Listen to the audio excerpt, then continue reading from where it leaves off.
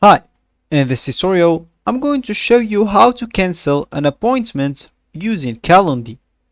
First of all, of course, you'd like to go and open any browser you're gonna be using to follow the tutorial steps. For me in this tutorial, I'm using Brave browser, but for you, you can use other browsers such as Google Chrome, Opera, Microsoft Edge, maybe Brave like me, or any other browser you could be possibly using. Then, you'd like to go here, launch your browser, then go to the URL and type calendly.com. Then hit the enter button.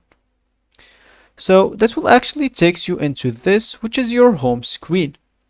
For me, that is my home screen because I already created my account. But if you are first time using this website, all you need to do just hit a sign up button at your main screen, then create your account. Then you'll have this as your home screen as well.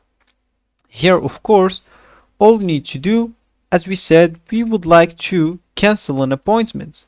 So let's say as an example, one of those meetings is our appointment and we would like to cancel that. So all I need to do here, I'm just going to the settings of the meeting and just click simply at delete. So users, as you can see here, delete, this just is just the name of the meeting.